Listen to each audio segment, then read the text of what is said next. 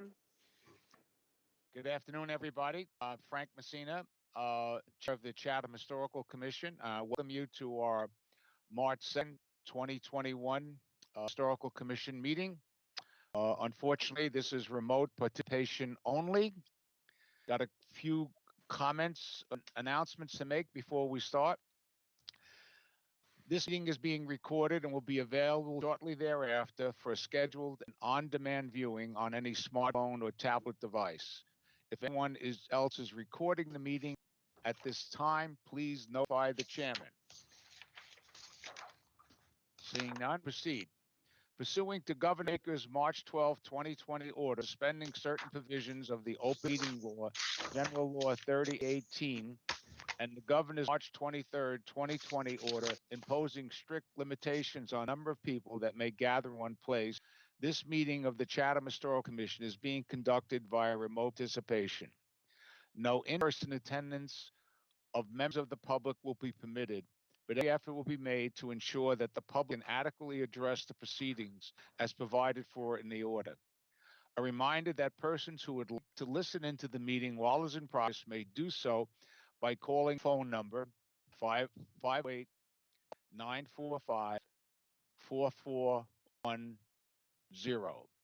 The conference ID number is 163-640-375 hashtag.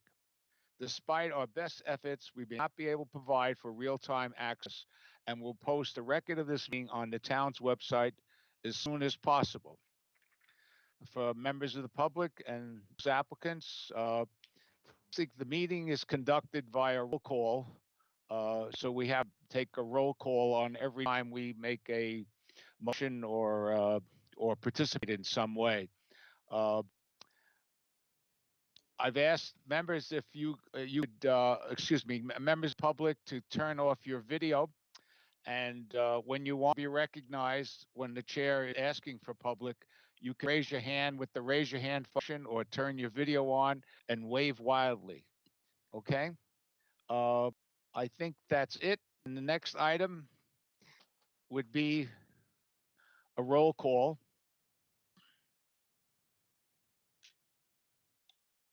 Bob Lear. I'm here. Sandy Porter. Present. Ben Zelazinski. Here. Stephanie Hamilton.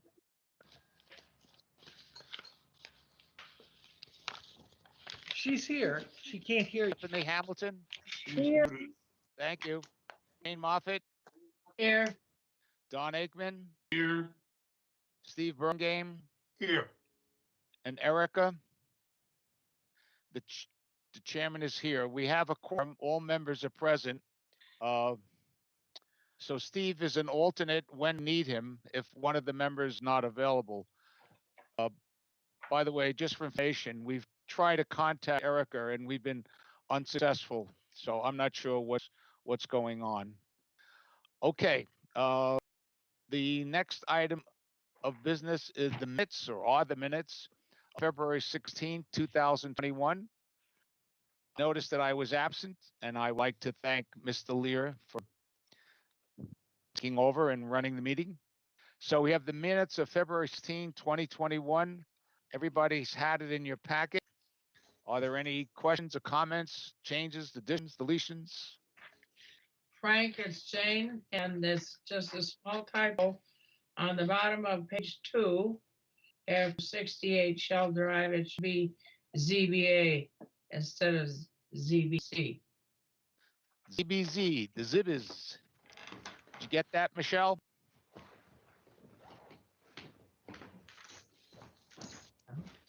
Yes, Frank, sorry, my microphone's not cooperating. I got it. Thank you, Jane.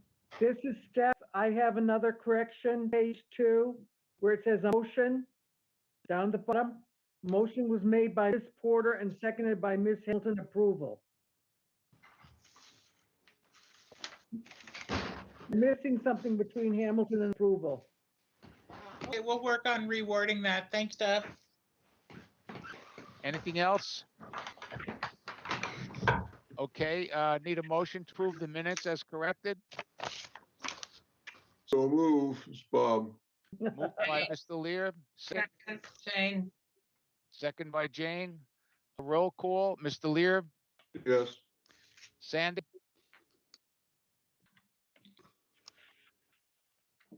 Sandy, Sandy. Sandy. You've got to take your mic off, Sandy.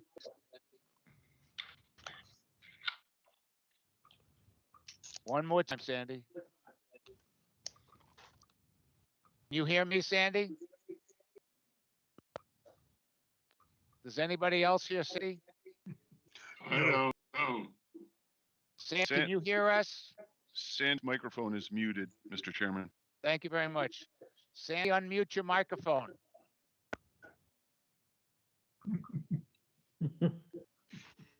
I got thrown out. I'm sorry. I That's couldn't all get right. it back in. Yes. That yes for me. Ah. Okay, very good. Ben, Yes. Stephanie, Yes, Jane, Yes, John, Yes. and Ms. Burlingame, Steve. Yes.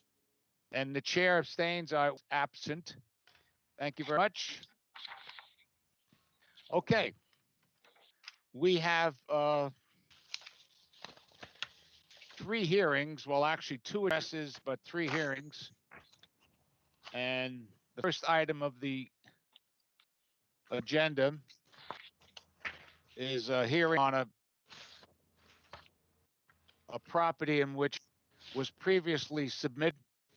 The applicant needed more time, went back. We had consultations with Cape Cod Commission, decided to withdraw the application and resubmit it. And let me just give you some of the background here.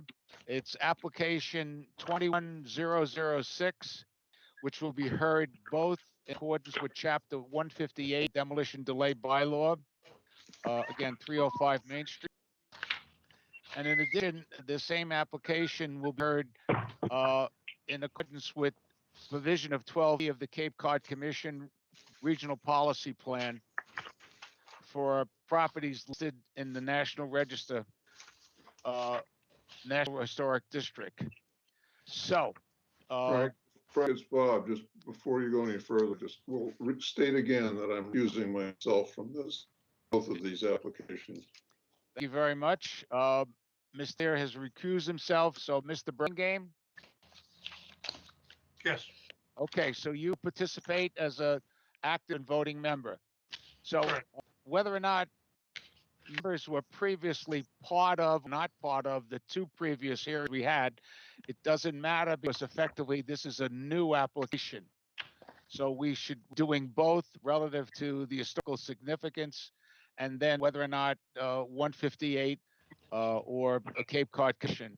The commission has authority to take both actions if so fits or no actions. All right. Just for public information, before I turn it over to Jamie, I assume you're here, Jamie? Yes, I'm here, Mr. Chairman. Thank you very much, Mr. Norcross. Okay. Again, this application is 35 Main Street. This property is a contributing structure in the National Register District. And you have before you the application. We have some correspondence from members of the public, the Old Village Association, and a thread of conversations from Sarah Korjeff and the Cape Cod Mission. We appreciate her active participation and assistance. So having said that, Jamie, you want to give us a heads up one more time? Sure. For the record, Jamie Norcross representing the Emerson family. On the call with me today, Steve Hart, the designer for the project, as well as 3 members of the Emerson family, Peter Emerson, his sister Susan Gordon, and their niece Susanna Emerson. And Mr. Chairman, if we may, before we get into the details, the Emerson family just had some brief remarks to make to the commission. About what? Brief remarks the family just would like to make to the commission about the property. Surely, no problem. You sure you don't want to present the application first, and then it's up to you. No, I think there'd be probably a minute or less just off the top. Oh, no problem. No problem. Peter, if you'd like to hop on. Yeah, happy to. I believe I'm unmuted. Can people hear me? Yes, Ken, sir. Okay, thank you. And Peter Emerson. My brother Tim Emerson, his estate owns Breathwood his time. And I just want to take a minute to share our family's history as it relates to Chatham and how it relates to my brother Tim and our commitment to 305 Main Street. First of all, my parents came to Chatham in, I believe it's the summer of 1949 and rented down at the Horn Cottage. My sister Susan, who is on this call as well, was 6 months old at the time, and she's been in Chatham annually ever since that summer. I think I just gave her her age, but I apologize for that. She also owns a house in Old Village. In the mid-50s, my parents purchased a small cottage that still exists that sits on Knoll directly across from what was then Don Horn's Marina and now the outermost harbor. That's where my memories of Chatham began, with friends, boats, fishing, and remember hurricanes as well. In '65, my parents purchased a home in the Old Village on Olifamets Lane, and this home, fortunately, is still in our family and is still a gathering place that now includes a fourth generation. My summers in Chatham included working for Willard at Nickerson Fish and Lobster from the age of 15 to 21, and actually trying to teach my kids and nephews how to pick lobster meat and open a clam, but they're getting better. In '62, after graduating from college, I moved to Chatham and lived year-round for 2 years. At that time, I worked for Donald Grump House. You may remember Don, or Grump as the case may be. I worked as a carver and gained appreciation for Chatham's built environment, especially the older historic structures. As you know, Grump was grumpy, but behind that mask, he really was a great guy. Chatham was different back there. Winters were very quiet. I remember the only places being open were kind of the Mayflower, Run's Coffee Shop, the A&P, and I did have some time at the Sign of the Surf Bar. So they were good memories, and I learned a lot about Chatham at that time. In 1980, my brother Tim purchased Breathwood. In the following years, he and his family, his kids, often stayed there during summer. And for many years, it provided seasonal and year-round rentals. More recently, Breathwood focused on summer rentals serving CBI and Quasit, but has had no summer rentals or no rentals at all really for the last couple of years. In 2018, prior to my brother Tim's passing, he spoke about the need to renovate Breathwood, restore it, protect it, as we were all aware of the physical changes that had taken place and were taking place in Chatham and the ongoing threat to historic properties. Tim met with family and contractors to discuss his hopes, visions for Breathwood, specifically renovate, improve, and protect from demolition. That is still our goal as a family, and specifically as children, Susanna and Henry. We believe that the changes, improvements that we are proposing and have been working on for 3 years will protect Breathwood from the possibility of future generations or demolitions for generations. And this commitment is important to our family, and I think we all think it's a long-term benefit to the Old Village and the town of Chatham in general. So we appreciate your consideration, and I think Susanna, his daughter, wanted to just say a couple words if she could. Hi, everyone. Good afternoon. Can you hear me all right? Yes. Thank you. As Peter mentioned, I'm Tim's daughter, and it was very much his intention to preserve the historic character of Breathwood and ensure that the house wasn't torn down. And that continues to be my and my brother's top priority. And it seems to me that our goals as a family align with those of the Historic Commission, and I'm hopeful and optimistic that we'll be able to find common ground on this project. And I want to thank you all so much for being here today. So, Thank you. Thank you, Mr. Chairman. Going into a review of the property and the project, as I'm sure you've all been out to site, you can see it's a unique property. There's a total of 3 structures on the site. There's the main house that faces Main Street that has the address of 305. The cottage located behind the main house at the bottom of the lot, and the third dwelling that sits right on School Street and has an address of 15 Street. The structure we're dealing with today, of course, is the main building at 305. Ellie, is it possible to pull up the photographs of the existing structure that we submitted? Yes. Yeah, just give me 1 second. Sure, thank you.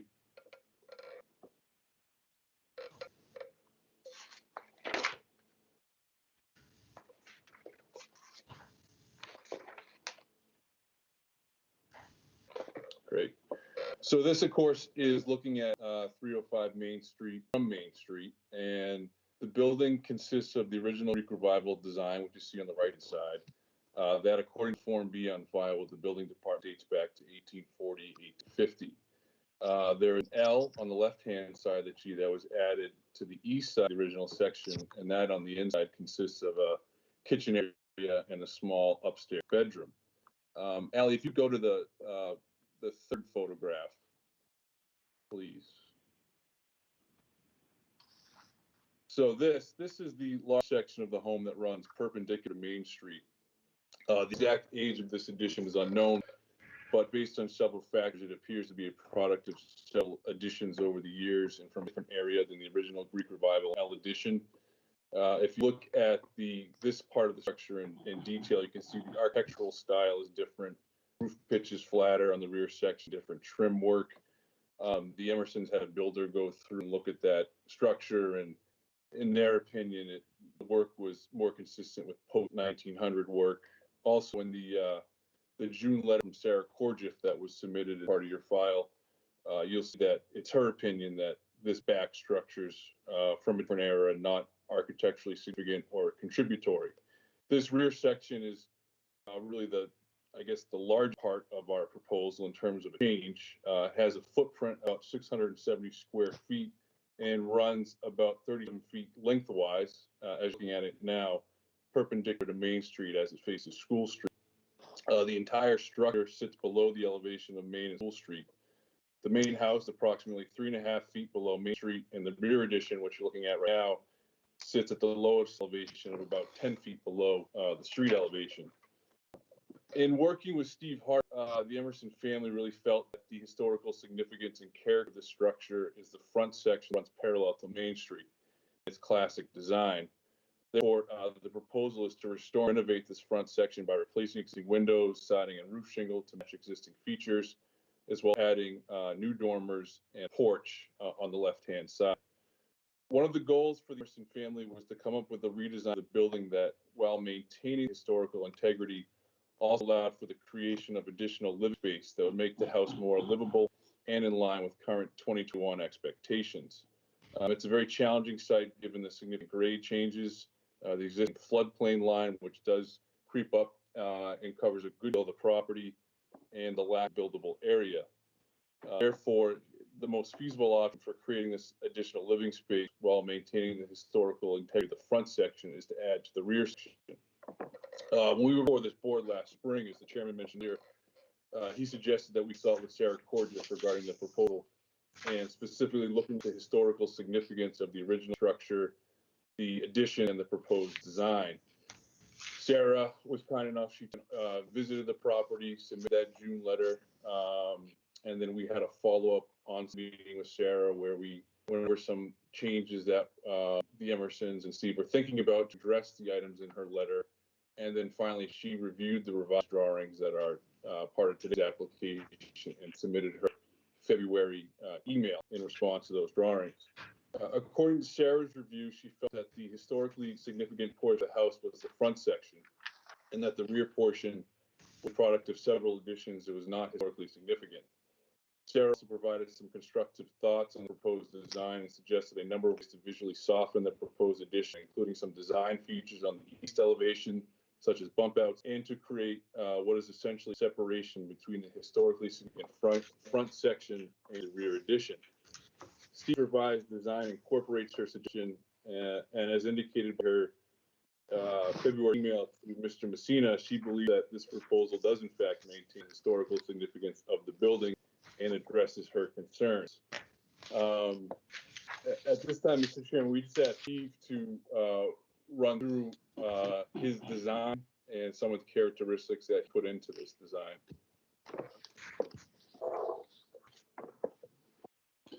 I think what where to begin? I think what's most significant is to save as much of the original building as possible. All of the addition, all of the trim, the details, the doors, windows, everything will match the front antique part of the house. So that when this is done, the addition will really look like it may have been original.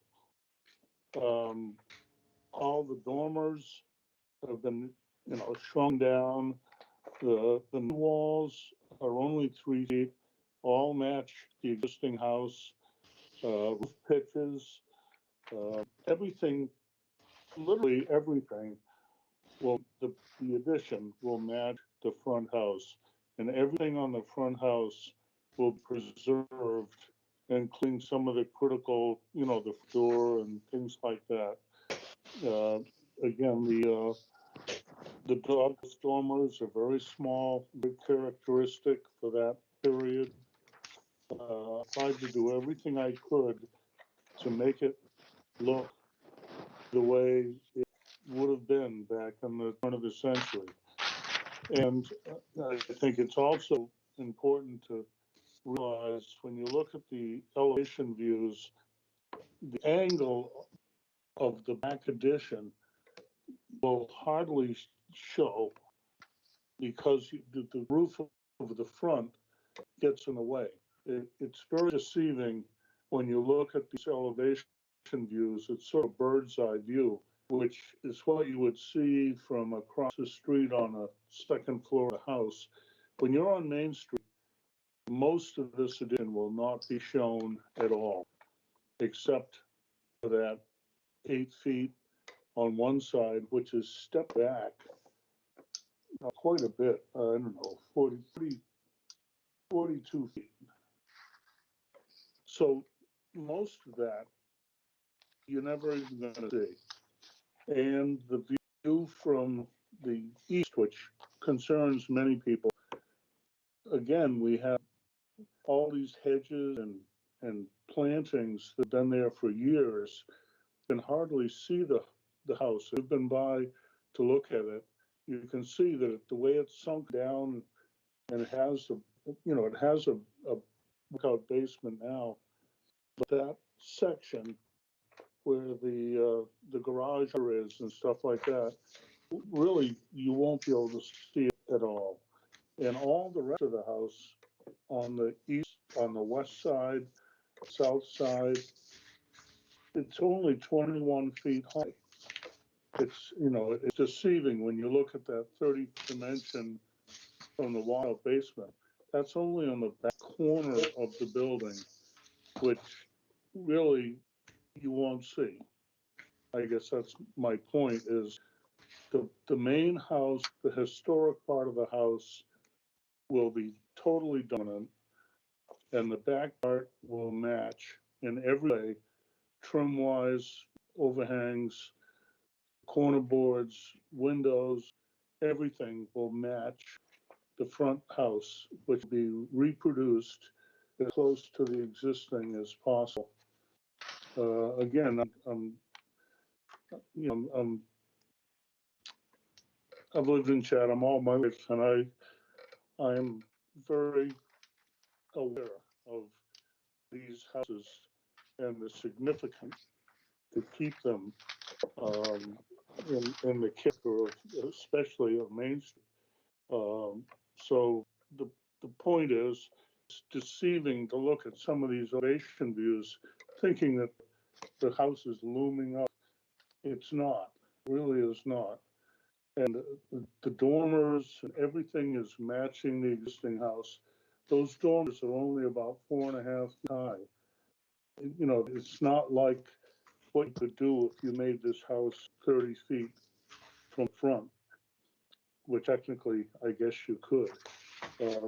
My whole point is to really preserve the antique character of the house, even with the Douglas dormers, again, which we reproduce in a way that is very historic, but also to make the back addition less obvious. And that's why we've moved it over, slid the whole thing over, I don't know, about 8, 10 feet from the existing. Even though the second floor, most of that has step backs and dormers, and it breaks up the whole contour. Again, when you look at that east elevation, it does look really large, but it's not. We've preserved the main house and broken up that whole thing with bump outs and roof overhangs and things like that, so that you don't get that feeling of, a massive 3-story building. It's deceiving, and I wish I'd now, in hindsight, done some other kinds of views to show how that will actually look. The drawings are set up for a bidder to build the house, but it doesn't really represent what you will see from street and from School Street and Main Street. It's down in a hole. And again, it will match the house so that it will all, in the end result, will look like the whole thing was built at the same time back at the turn of the century. Thank you, Steve.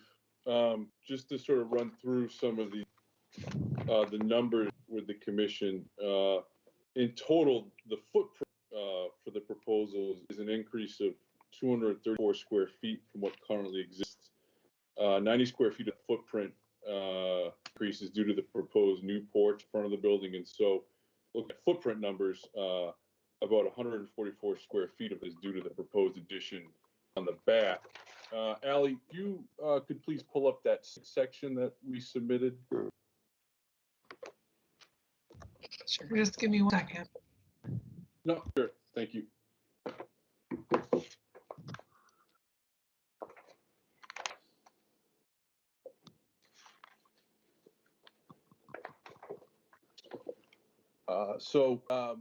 This was put together by Dave Clark to try and help, because again, it is a little bit confusing in terms of, or can be confusing in terms of existing proposed and the elevation changes. So, Excuse me, James, whose drawing is this?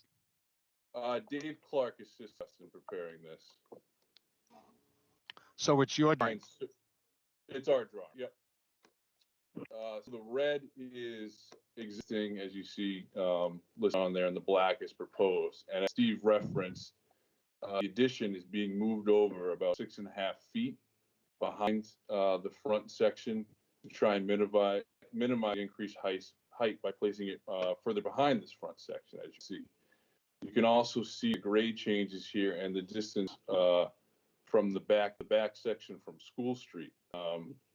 As Steve mentioned, the rear addition will be located more than 4 feet from Main Street, over 100 feet from School Street. Given these distances and the fact that the structure sits so far below the street elevation, as Steve mentioned, we don't think there's really any issue with addition looming over the street. The addition, as Steve referenced, is going to be about 9 feet taller than the existing rear section, and clearly there's volume being added to this back section. But we believe this additional height has been mitigated by the design features that Steve mentioned, including the bouts on the east elevation and the gap that's been created between the old and the new, so that it does not overwhelm the historically significant front section. This is a design feature, the gap, that was suggested by Sarah Gorgeff in terms of, if you look at the building from the east and west elevation, you can clearly see the historic antique at the front is separated. And in fact, there was a sort of an overlapping L that currently exists on the rear addition that would be removed, and it actually opens up the front section even more than what's currently there. So again, there is the larger structure in the back, but it's distinct from the front, and so the character of that front building is still maintained. As Steve mentioned, we know people are concerned the east elevation and visibility from School Street. Again, I think the bump outs, the gap, the distance from School Street, the fact that it sits 10 to 12 feet lower from the street grade, minimizes any sort of impact from the height. And, I think one thing pointed out in Sir Corgis' letter is that a lot of these antiques, the way they've been upgraded over the years and added to, was with additions to the rear. And that's what seemed to have taken place previously with this property, with the addition to the rear. And that's really what the Emersons are trying to do today: maintain the historic antique on the front, create some additional living space in the back, which is really the place they can do it on this property, is by going higher with that rear building, so that it's creating a situation where that antique can be around another 100 years and it still has its character and it's still distinct from the back section. I think these types of projects have been approved in the past. One that came to mind that my office was involved with a few years ago was 85 Street, which is on the corner of School and Health. And in that case, it was very similar. There was a front section of the historic building that was going to be maintained, and there was a large addition on the back that went. I think that's an appropriate example for a place such as this, where again, we're maintaining historic front section, creating a distinction between the front and rear, so that again, that historical significance is maintained. What property was that, James? That was 85 School Street on the corner of School and Health. That was in the old village? No. Yeah. Yes. Yes, it's in the old village, Frank. Thank you. In a particular case, the existing structure, I think, was about 1,800 square feet. They kept around 500 and then added on 1,600, which is far less than what we're doing in this case. As mentioned at the top, you're reviewing this application under both the Chatham demo delay bylaw and the Cape Cod Commission enabling regulations. And essentially, the key question under both the delay bylaw and the enabling regs is whether the proposed project diminishes the historical significance of the structure. As we said, we do not think it does diminish, but instead reinforces the significance of that front section. So that would be our presentation. I know the Emersons are hopeful that you'll perhaps understand and hopefully appreciate that they are trying to maintain the historic front section, that the addition is really necessary in order to create a living space that brings the property in line with current, I guess, modern requirements, but that they put a lot of time, they've worked Sarah Corgis and the Cape Cod Commission's direction in terms of coming with a design that, again, maintains the integrity of that front structure while providing them with the additional living space that they're seeking. So with that, we'd be happy to answer any questions that you have, Mr. Chairman. Well, thank you very much. I appreciate your presentation and the comments from the owners. We do have some correspondence, which I will read into the record shortly, from a neighbor and also from the Old Village Association and their position. I just want to note, James was correct. I asked very early on, Sarah Korjeff, come take a look at this application, because in my opinion, on the surface, it was a significant change to a very dominant, in some ways, corner in the old village. And given the scope of the and volume of the addition that was being posed, I felt we needed some assistance. And Sarah made multiple trips to the property and did provide some documentation relative to opinion. Only comment, as Sarah indicates, the decision is ours, whether or not how we want to proceed, and she's merely here to provide guidance. I guess other members of the commission may have some questions. James, I do appreciate yourself and your Mr. Hart, taking to heart the and the scope of the proposed addition. I would agree in some ways, the renovations or the changes you're making to the the main historic property on Main Street, you know, are relatively minor. My problem is volume and the scope of the addition, how it overpowers the property, even though you have made a lot of changes, try and minimize it. It still looks like a 3-story addition to the back of that property. So well, let's go around the commission members. Does anybody have any questions relative to it? I mean, I forget, Michelle, maybe you can help me. We must have in previous application already made a decision relative to historical significance of it, but I guess we should do it again. You should reaffirm it, at least reaffirm it, I believe, but I can go back and look in the last. No, that's okay. I don't know that we got to that part. Don't have a determination in the last filing, so perhaps it was continued for then.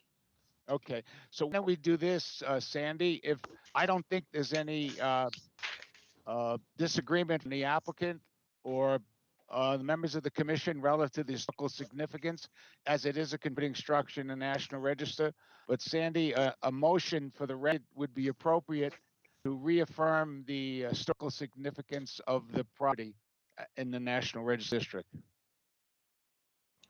Mr. Chairman, I move that the Chatham Historical Commission finds that the building located at 305 Main Street is historically significant because it is in whole or in part 75 years old or more, and it is located within a historic district. It possesses architectural value or significance in terms of period, style, method of construction, or association with a historically prominent architect or builder, either by itself or in conjunction with a group of buildings and structures. This Very- is second. Second, was that you, Jane? Steph, Steph, thank you, Steph. Okay, and members have any comments? Any member of the public wish to speak relative to that issue? Hearing none, with a roll call. I have some feelings on this. I did want to discuss it. Relative to the historical significance? No, Okay, fine. Okay. What we're doing first, Steph, is just putting the historical significance issue up away, and then we can deal with the two issues of demolition delay or Cape Cod Commission referral. Okay, Sandy, yes, aye. Ben, Aye. Steph, Aye. Jane, Yes, Don, Yes, Steve, Yes. and the chair votes yes. Okay, now, the members of the commission, do we have any questions of the application, of the applicant? Well, I have a comment, Frank. Okay. Go ahead, Sandy. This is Sandy. I find the addition on the rear overpowering. I know that you're supposed to, and they have preserved the original building, but the addition on the rear is just overpowering, and that it looks like, and I know that Steve went to detail and explanation, but it still looks like it's just sort of hovering over it. And yeah, I can't support that addition. I'm sorry. Thank you. oh, Okay. I'm sorry. Jane, Jane, go ahead. Jane. I agree with both you, Frank and Sandy, in terms of the volume and size of the addition. I know that it would sink lower the ground, therefore maybe not look quite as high. But to me, it dwarfs the historic structure in front. And I'm wondering if the new zoning law would allow a separate structure. I was thinking in terms of two houses, storing the historic house in front, building another house behind it.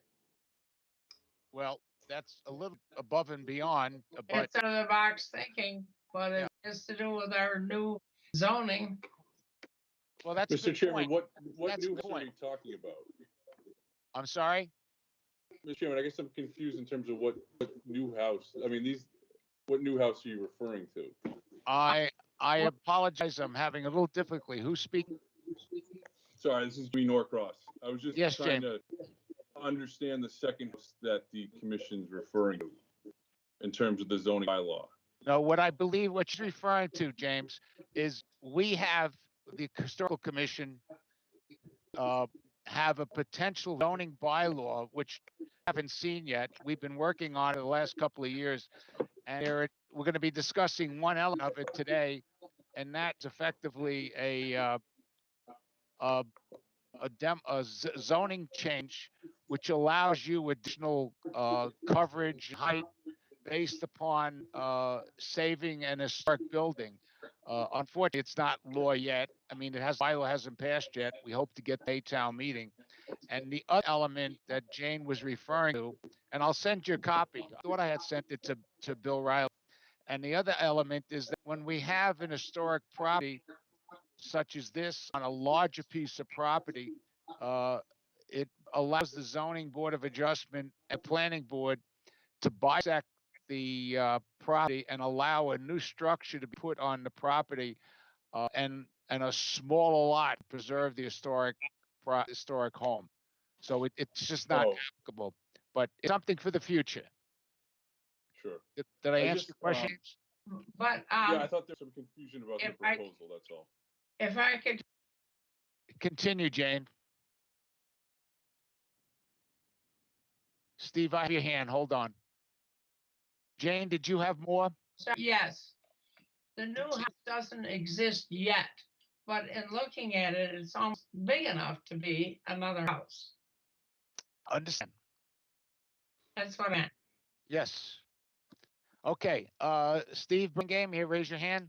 Yes, first realistically, if Jane is suggesting that the living room and kitchen be in one house and the bedrooms in another, that's certainly not a sensible thing to do. My question concerns pretty much the letter from Sarah Khrushchev, June of 2020. And she's concerned pretty much about the height of the rear building, so that from the looking south from Main Street, it appears and hovers over the old building. I'm wondering if there were any changes made to the design subsequent to her suggestion, or is her suggestion still stand contrary to the design? And one thing I would like to see, I think it would make me support of the project if on the east elevation, if that full dormer with the 5 windows were replaced by doghouse dormers, probably not 5 of them, it would cut down the height that of the building east, so that you would, when you looked at it from Main Street, the elevation would be a lot lower of the height would be a lot lower, and the design better looking at it from Main Street. So essentially, I'd like to see that full dormer replaced with doghouse dormers, if it would somehow alleviate the need for the family and it is up there. I don't know if it's their bedrooms or not, but I think the full dormer changes the design from an old Cape style house to a very conventional house today with the full dormer. I don't think full dormers are appropriate then and now for this house. So I would like to see that change made. Thank you very much. I think I tend to agree with your observation, but somebody's got somebody's got a phone on. Can you shut it off? Thank you. Mr. Chairman, this is Jamie Norcross again. Could I just respond to Mr. Burlingame's question about Eric Korjiff and the letter? Yeah, Letty, I was just in the middle of trying to respond, then I'll let you speak. Okay. Relative to your question or your comment James, Steve, the height of the addition, although we did make it clear earlier that, there was no significant change in the height or the volume of the addition proposed.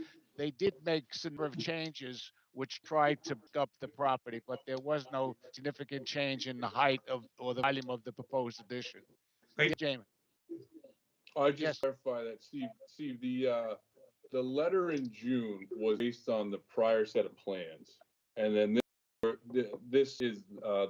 these are the revised plans, of course. And then after reviewing these revised plans, Sarah submitted her February email to Frank, in which she indicated she thought we incorporated her requested changes and did not think it was a substantial alteration. So I guess that's your question. Yes, these changes did reflect her letter. Thank you very much. Okay, it's got a couple more hands. Don, I think you had your hand up. Yes, I do, Frank. One of the first things I'd like to say is that when the old village was formed and a house was declared as contributing, the entire house was contributing, not just a portion of it. But beside that, I would like to ask Steve if there's any possibility that he could lower the addition by 6 inches per floor, or maybe 2 floors, 6 inches, to lower that height by a foot or a foot and a half, so that it would not be as overwhelming as it is. Is that possible, Steve? No, actually, the existing house, the first floor is only 7 foot 5 inches high. The second floor is only 6 foot 6 inches high. Even basement is 7 foot 8 inches high. The building code requires that habitable space be at least 7 foot 4. The only way we can get away with what I've done is we've made the bedrooms upstairs cathedral ceilings, because those walls are only 7 feet tall. And so there's no way. We looked at, what could you do to reduce some of those ceiling heights, which would match the existing house. The existing house has very low ceiling heights. So to meet the building codes, I did everything I could to shrink those down. But as I say, the first floor is only 7 foot 5, second floor 6 foot 6, the actual wall. With that shed dormer, it may seem high, but that shed dormer is only about 4.5 feet tall. So there's no way to shrink that down. And again, we have a problem with, there's a bathroom up there, a closet, and the bedroom and stuff like that. Right. So to shrink it is very, very, almost impossible. Well, let me ask a question. See, this is Frank Messina. I think you're getting a sense of what's going on here relative to volume of the addition, notwithstanding, Sekorjev's comment. But when I look at addition, it looks like the so-called basement is not really a basement, it's a living space. Is that correct? Well, it's both. Right now, there is a walkout basement of sorts. All right, that's the But point I'm you're trying to right, make. we're putting You a effectively have a three-story structure. Yeah, because we're doing a garage. Yeah, I Even understand. though it's only a Yeah. 7 foot 8 Yeah. ceiling height, but you're right, we're doing a garage. And So- there's a family room entry down there. Right. So effectively, what you have here, which causes, in my opinion, the height of the structure. And Steve, Jamie made the comment that it's only about 300 square feet addition. Well, that's true, but by the same token, I haven't done calculation, but I'm sure your volume, the amount of floored area that you've increased it is significant. And I understand what you're trying to do, make a more livable situation. But even when you look at the drawing that you submitted, and I did quite honestly didn't think it was yours, in which show the view from School Street of the existing and the proposed. It just unfortunately, in my opinion, shows the scale of that addition. So, Right. all right, we have one other, Steffi. Yes. Frank, do you have me as unmuted? My hand's been up for a while. My hand's been up the whole time. All right, guys, no fighting. Stephanie, I ladies don't wanna fight, first. I'm just, all right. I agree with everything that's been said by the board members, but I have one more problem with the group overhangs. I think they changed the look of the building completely. And I do agree that the addition is overpowering the old house. Okay, thank you very much, Stephanie. If I missed somebody, I apologize. Dr. Zolinsky. All right, I just want to go on record as saying that I would approve this. I think that when you look at it from Main Street, you can hardly see it.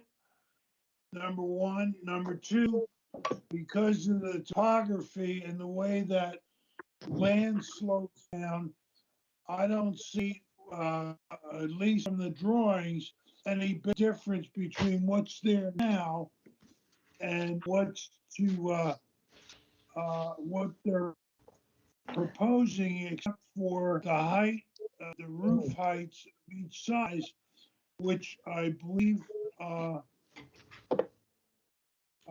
will not be seen by anybody looking at it from Main Street. So it has my approval among this sea of disapproval, quasi disapproval, design disapproval, etc. So I'm going on record as being positive and supporting what Sarah Cordia says, and I think they should be allowed to go ahead. Thank you. Thank you very much. Is there anybody else on the chair that the commission had their hand up and wish to speak? All right. Okay. Frank, this is John. Yes, sir. Sarah's on this call. I wonder if she would like to comment. I wasn't going to put her on the spot. I think her correspondence, which you all have, can speak for itself. She's here to provide guidance to the commission, and more important, provide guidance to the applicant. And then, so I don't know. Decision is ours. So, Sarah, would you like to speak? Hi, this is Sarah. I really hadn't intended to comment any addition or make additional comments on this project. I joined the call primarily for something that's later in your agenda. I'd be happy to answer questions if folks have them, but I guess my latest comment would be the ones that I submitted to the board previously. Thank you. Okay. So at this particular point, I think it's probably appropriate. I think we have a sense of the commission, but I would like to read into the record the correspondence from neighbors. So we have it. Mr. Chairman, may I just have a moment to respond to a couple of the comments? Or want to do the letters first? I'm sorry, James, it was hard to hear you. I apologize. No, I was asking if I could have a chance to respond to some of the comments, or you want to read the letter? Oh, absolutely, sure. No, go ahead. Go ahead, James. I guess we're just surprised that there's not more thought getting put to the fact that, as Mr. Smolinski pointed out, how far below the streetscape this addition is to be located. It is going up in height, but as you look at it from the street, again, there's no issue with looming. So is it just the concern that's large relative to the main structure? Yes, but again, yes. Yeah, with the separation, then we're not losing any historical significance on that main structure. I think, James, if I would understand, including myself, it's the size of the addition in relation to the existing historic home. I think that's part of it. And I don't disagree with you. The issue of, the view from School Street or someplace else, and it's true, it is down, but still a significant, and uh, Steve mentioned something earlier in his presentation on how he's presenting it to us. Maybe he should have done it a little differently. This is isometric. Maybe an orthogonal. Sound like I know what I'm talking about. Presentation which showed volume. Versus volume there might have been a little easier to comprehend. So I'm sorry. Go ahead. Yeah, I just think, it seems like if everyone's gone to the site, you can really see from School Street that elevation change, and it really mitigates any additional increase in the height, I would think. And once it's there, I don't think you're really going to even notice a change. When you talked about, can we go a few feet lower? It's not really, it doesn't seem plausible. And I guess I don't see what a difference that would make in terms of a visual view of the structure from the street. Do you know how many? Again. I'm sorry. No, go. Do you know the volume of new structure versus the old? I mean, you did the square foot in terms of floor. That's part of the issue. It's the volume of what you're adding there. I know it. Volume existing. It's probably, I think, in rough numbers, 1,000 square feet for volume. Mm-hmm. Because it's an additional story, essentially, or half story, however you want to characterize it. But I guess the challenge we have is the Emersons want to, and the board wants them to also, is maintain the antique on the front. So we want to touch that as little as we can. So then the only place really to do an addition is on the back, and given the topography, there's no way to do it. So trying to create, I guess, a proposal and a design that maintains the antique while creating the additional living space. We thought, this is a fair design, especially considering the change in the streetscape. If this was right on School Street or Main Street, it's a different scenario. But again, it's 100 feet from School Street. That addition that you see in the back on the elevations, the east elevation, that's over 40 feet from Main Street. So if you're standing in front of the building, Steve mentioned, you're really only going to see that a section that's going to jut out 8 feet, and that's been moved over 6.5 feet from what's there currently to try and minimize any additional issues. So I guess we're a little bit perplexed into the concern, given consideration and the changes in the topography from the street down to this hole where the structure sits.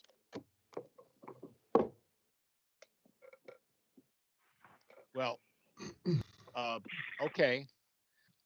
I know that this is a little bit difficult, but let's proceed. My own view, just off the cuff, James, if it was a 2-story versus 3-story structure, it might make a big difference, which was there before. You're not only replacing it, you're expanding that significantly. So, all right, let me read the correspondence, if I may. There's one piece of correspondence, October 12th, 2020, from a Michael Burke. And the correspondence is to Miss Susan Gordon. Michelle, I got the right one here? Yeah, I guess so. Okay. There's some help me here, Michelle. Who's Susan Gordon? Susan Gordon is one of the owners. Sorry about that. I apologize. And Frank, it's Michaela Burke that sent the letter. Michaela, thank you. You're welcome.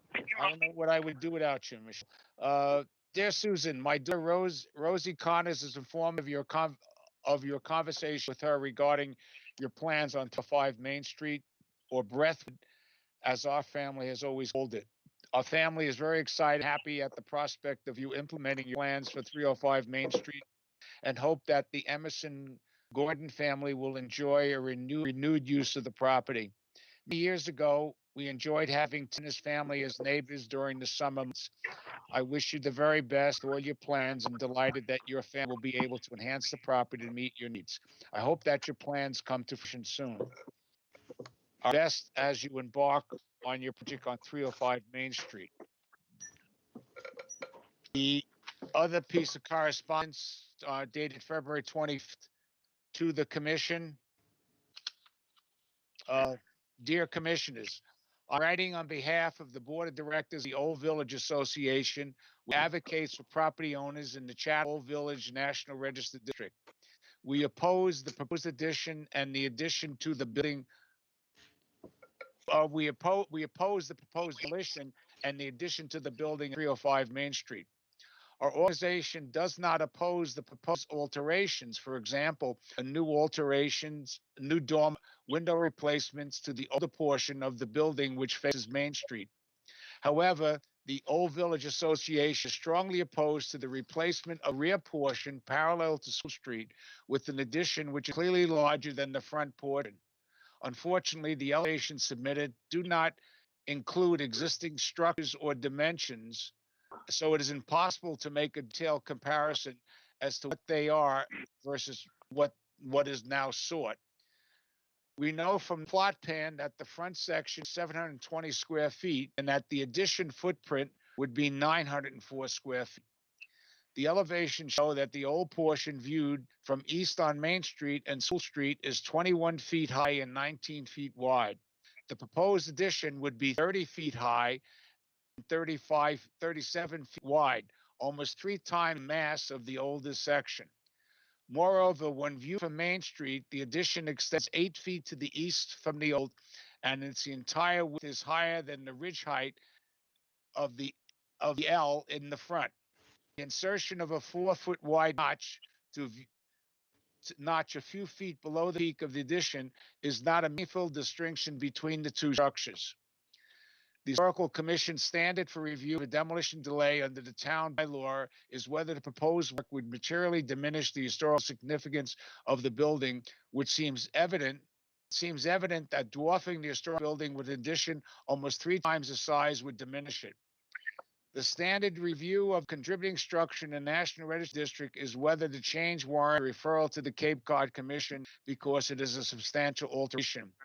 The term includes whether or not the proposed project preserves the historical structure's historic character and preserves structure's historical significance rather than overwhelming its historic structure.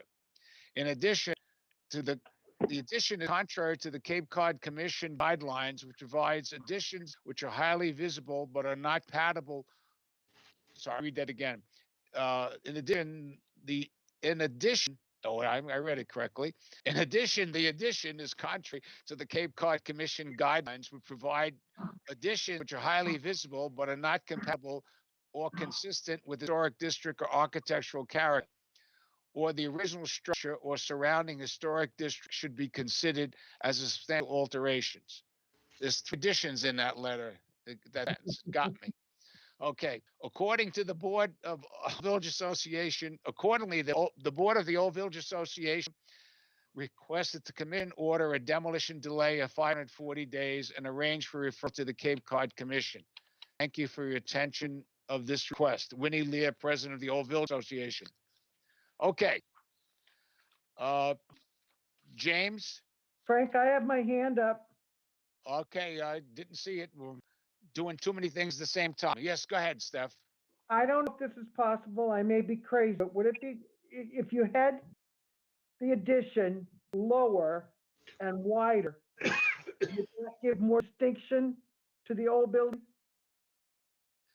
Well, I hear what your comment is, Steph. Let me interrupt you a second and speak with the applicant, James. Mr. Norcross? Oops, sorry, I'm here. I got muted myself for a second. Yeah, that's okay. I think you can see where we're going. Obviously, there's probably consensus to impose some kind of a demolition delay and or to potentially refer this to the Cape Cod Commission as a significant alteration in the National Register District. So I guess I'd like to ask you, and I know what you guys have been through and appreciate your cooperation, but I guess we haven't, the duck hasn't come down on this one yet. And I don't think there's enough to satisfy the current commission relative to allowing this to proceed. So, I guess your options are for us to proceed with the vote, or to, if you wanted to take another bite of the apple. Could I have just a couple minutes to speak with my clients? Absolutely. No problem. Frank, We're going to take a brief 5-minute recess because your chairman has to stand up and walk around. all right, can I have something I'd like to say after Yeah, Ben, go ahead. Walking around. What? Go ahead, Ben. Well, are we on hold or That's all right. I'll let you talk first. Go ahead. we're thinking about sending something to the Cape Cod Commission with Sarah Korjeff giving you a sense of what the Cape Cod Commission would think of something like this. She's a consultant for them too. So why are we going around a circle here? Want me to answer that? Yeah, yes. We impose upon Sarah Jeff as a consultant, and I think Sarah makes it very clear that the desires and the inclination of individual historical commission, has precedence. Sarah often asks us to try to work it out at the local level, and that's what I'm trying to do, Ben. Right. And we trying to work it out. We asked her opinion, which she gave. And now that we have her opinion, we're gonna go against it and send it to commission. Well, as Hopefully you said, it's an opinion. It's an opinion, and it's not, with all respect to the prowess of Miss Jeff, it's not her decision. It's to the Cape Cod Commission to make the decision. She just provides All guidance. right. Okay. All right. I didn't mean to be so, but it's true. All right. Can I ask indulgence, James? Can we take like a 5-minute break? Please, that would be great. Thank you.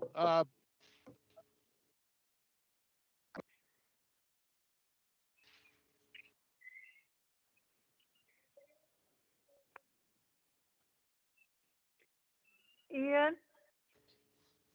Ian? Ian?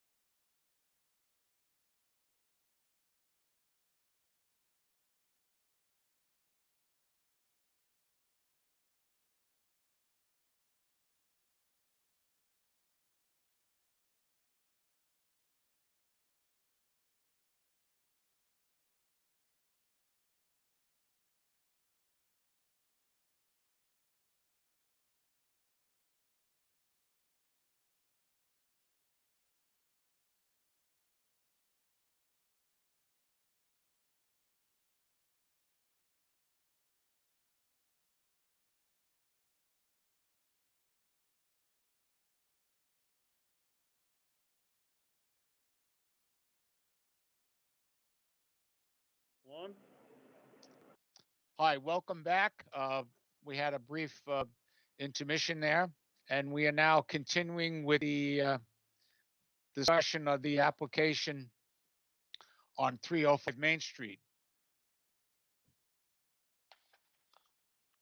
James, you need more time? If we can, Mr. Chairman, just a couple more minutes. We Okay, had some good. trouble getting everybody on the phone. All right. I think you're right about some of that, this is Steve. Some of the code. All right. I think the members of the commission mind me giving the applicant time to consider this. If you do, I'm sorry. Find the chairman. Well, it's complicated, and so it's probably not appropriate for me to talk about anything else. I'm going to I can do one thing. Does any member of the public wish to speak for or against this application? We have a number of guests who are not submitting applications. Okay. Hearing none. Is that Miss Connors? Is there a hand up, or Fred Miller? Nope. Yes. Hi, can you hear me? Yes, and you are? I'm Rosie Connors. Live at 315 Main Street. My mother is the owner of the property, Kayla Burke. Okay. Which I believe you read some of her correspondence. Yes. I just would like to state on behalf of her, she's 94 years old, but very, very interested in what occurs in Chatham and the property next door, obviously.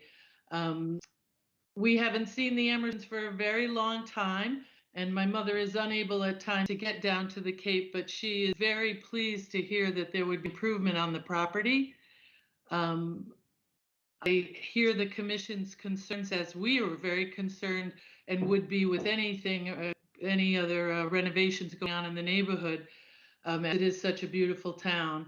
But I would just like to say, we have walked around the property and looked at the plans and the like, and feel that they are very appropriate. Even being right next door and being concerned about obstruction of view and loss of the charm of the village. That backyard is a crater, like a lunar crater.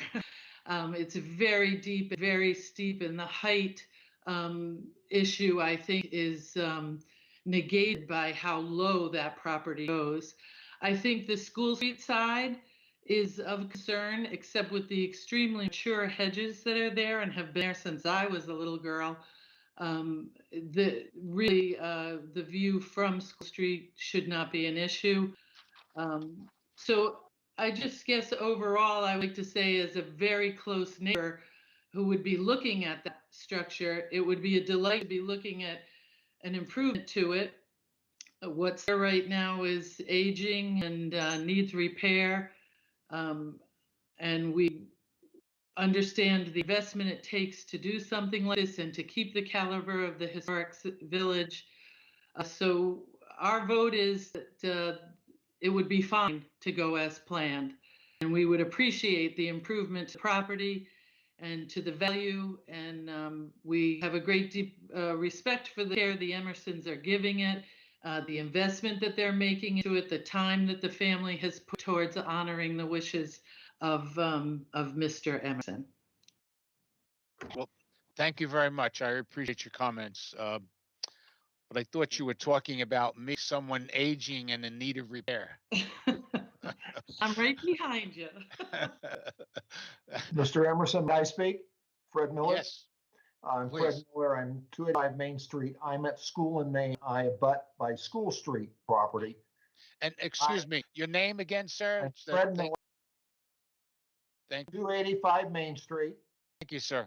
At the corner of School, Maine, School Street, between my property and the Emerson property. I really appreciate what the Emersons improving the property. It needs it, and the restoration concepts I fully support. I have two comments. I agree that the scale is a bit too much and wish there were some way for that scale to be reduced just a bit. Part of the charm of the village and the streetscape that is really what the historic district is about is sustaining the scale of the properties in the old village. So scale is a concern, and height, I get the height. The old part of my house is 7 foot ceilings too. I get that problem. I just wish there was some way to bring it down. And then since I do see it every day I'm there from School Street, Steve Emerson and I actually worked together to maintain the height of the hedge. And the hedge was to be kept at 5 feet. It's a bit above that now. In fact, we actually shared the cost of keeping that hedge in shape for many years. I don't know how this could be done, but I think a hedge is maintained at 5 feet and not above, because then you lose other views. If that hedge is maintained and there's some slight reduction of scale, it would seem to be a reasonable kind of thing to proceed. Thank you very much for your comments. I do appreciate it. And none of these decisions are easy, trust me. But I guess I agree with you on the scale and in the old village. Okay, anybody else? Any members of the public? Yeah. Well, not public, but me. I just have another comment about everyone wants to shrink the renovation, and I don't know how much they're taking into account making the place livable. You know, you got a son that's over 6'6" or 6'5", and maybe you need to shrink guys like him down to 5'6" so they can fit into the old property. I think that we have to make the places livable if we're gonna suggest that they get renovated. Otherwise, we're gonna fall into demolition by neglect and that whole can of worms. So I think when we look at this and you talk about drinking things, just remember the size of the people, the size and the accoutrements we have now, you know, indoor plumbing, your bathrooms, and so on and so forth. So I'm just making another plea to not to push people too much. Just remember, whatever this renovation is, it has to be livable. I agree, So Ben. you can make it shorter, fatter, or whatever. Yeah. So those are my thoughts. Okay. I don't disagree with you, except, and I've got a grandson who's 6'8". So that's what I mean. Talk about scale. You're gonna shrink him down 5'6". Can he drop? Yeah. But the point, being we're waiting for James, the point from my perspective on that is the fact that, they've added a third story to add function. It's not, they, in my opinion only, they could reduce the scale and the height of that addition by removing some functions which they're adding, which would not be there in the property. So, and fortunately, this is a very historic property in a very prominent area at the entrance to the old village. So I understand people's concern. James, how are we doing? Well, and are you? James? All right, Frank. Just I'm sorry. As long as you're not going to get into some sort of design function here. Okay.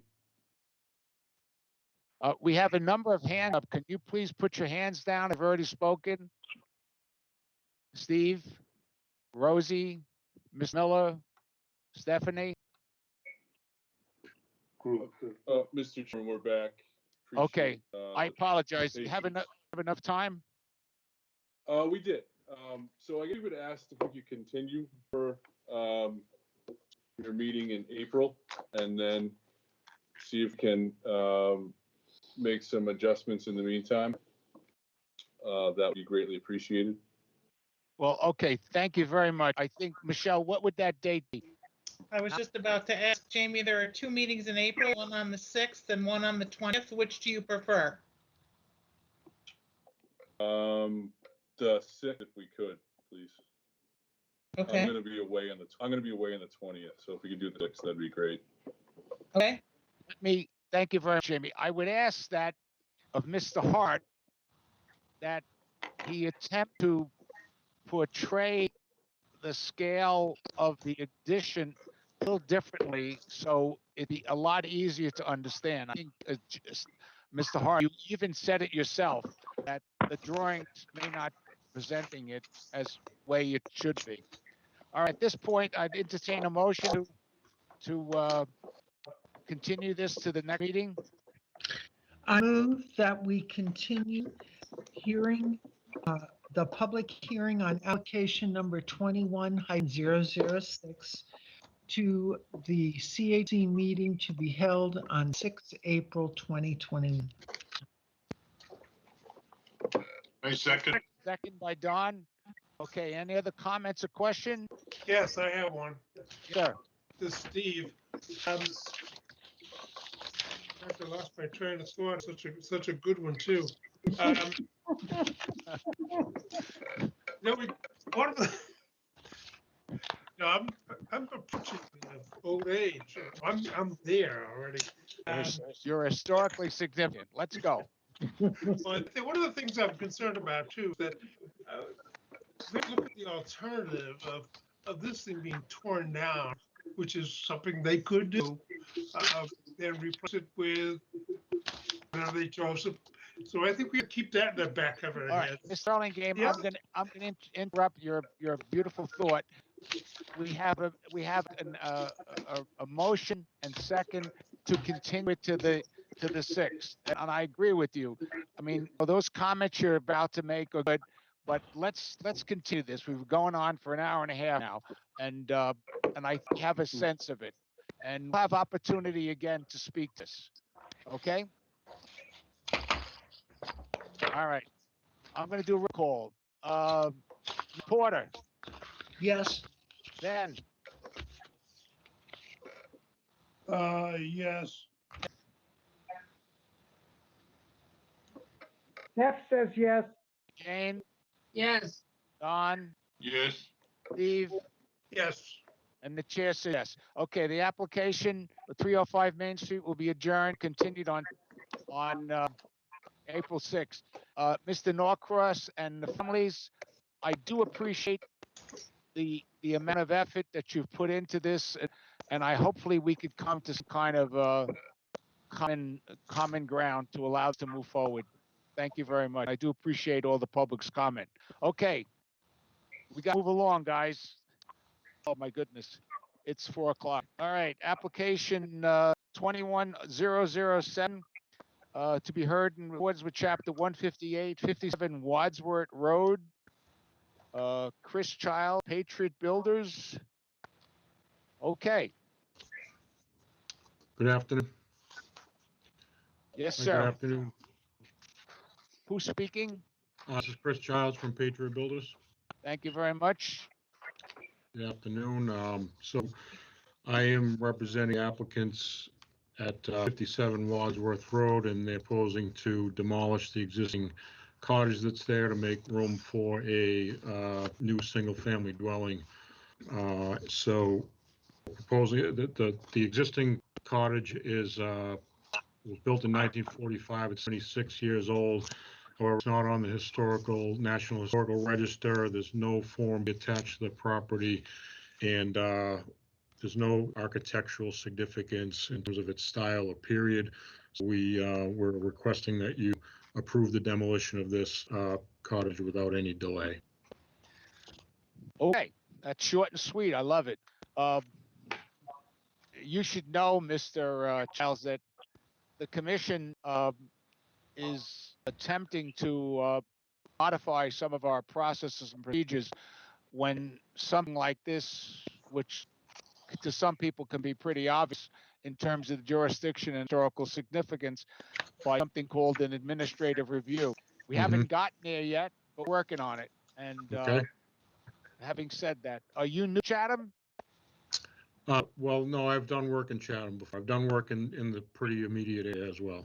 Okay. Just nothing. I'm new to this board. All right. Well, welcome aboard. Thank you. Okay.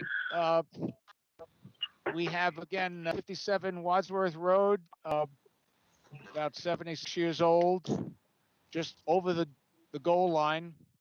There's no Form B. Michelle, just validate that.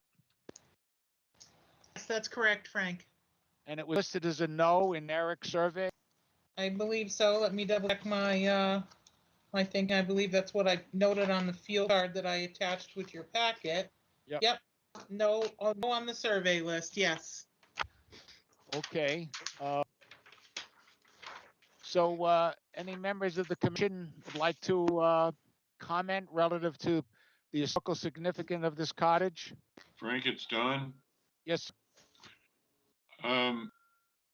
This is in my opinion, this is a lovely full cape, and considering that the town is trying to develop affordable and attainable housing, I would propose that this house, a demo delay put on this house until the town can determine whether it would be movable to a property that might be used as attainable housing for the future. This is certainly a lovely cape, does seem to be in any need of structural support or renovation. I think it would make a good house for affordable housing. Mr. Childs, can you comment relative to the structural integrity of the property?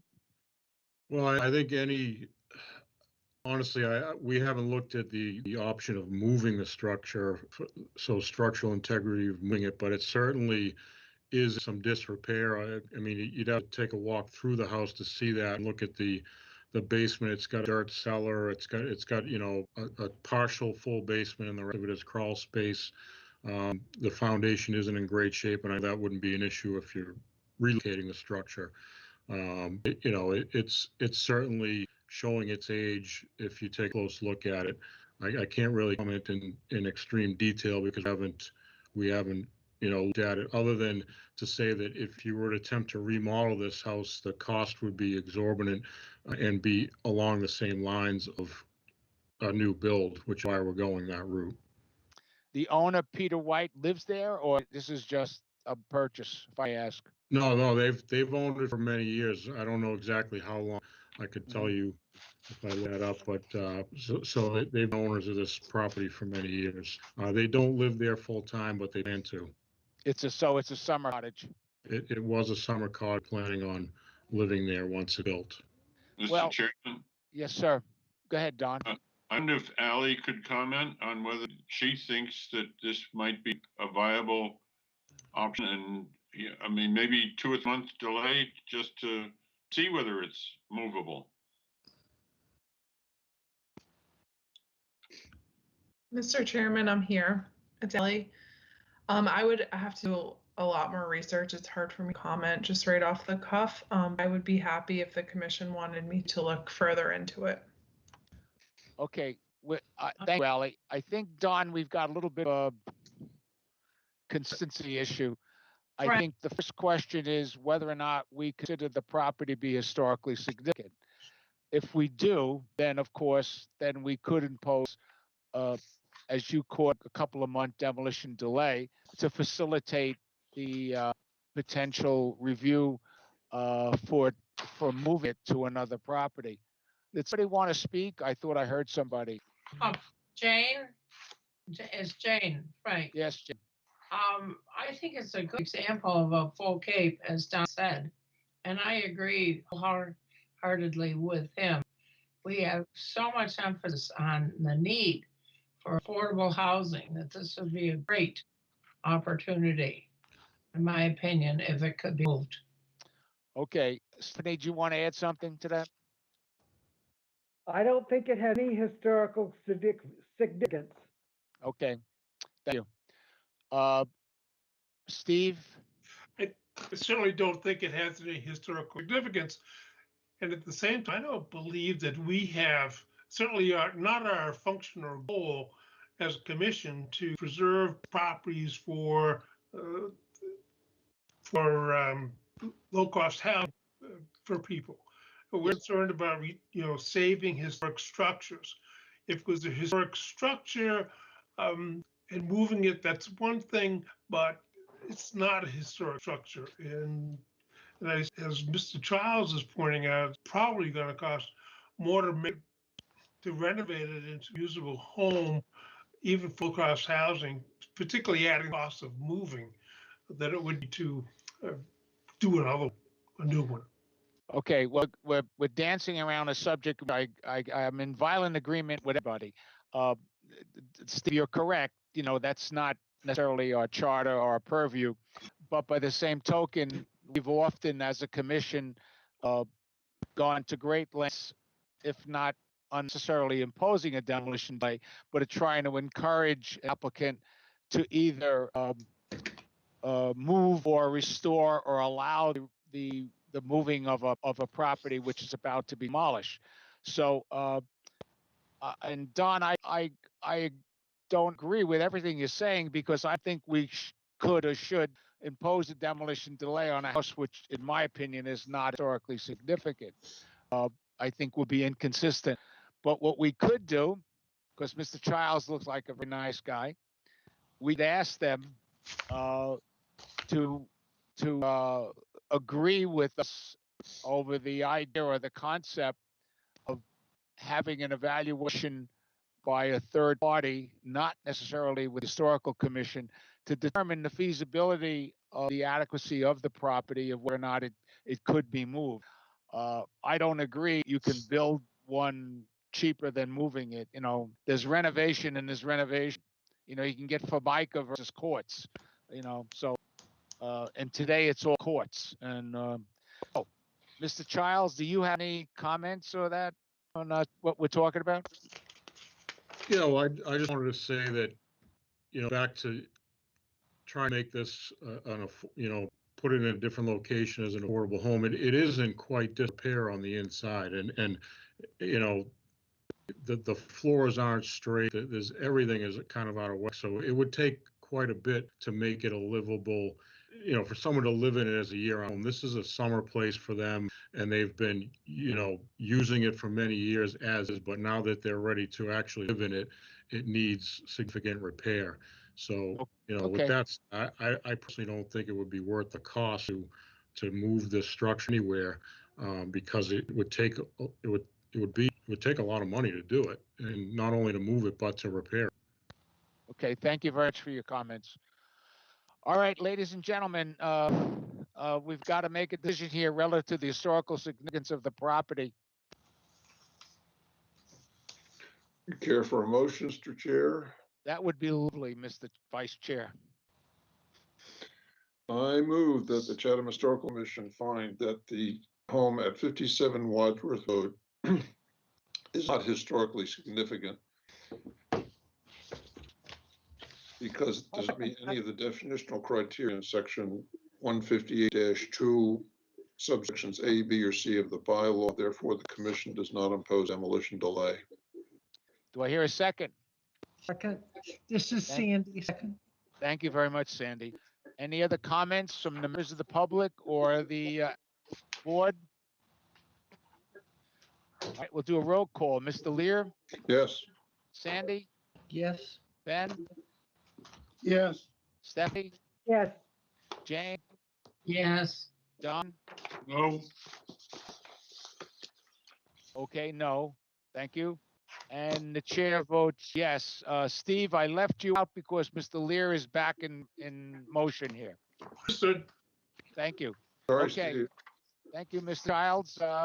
Appreciate it. But let me say this: are the owners on the property, or is it just? They spend time there. I don't know that they're there right now. Okay, because notwithstanding your opinion relative to the cost, if somebody from Housing Authority wanted to take a look, I don't know if they would object.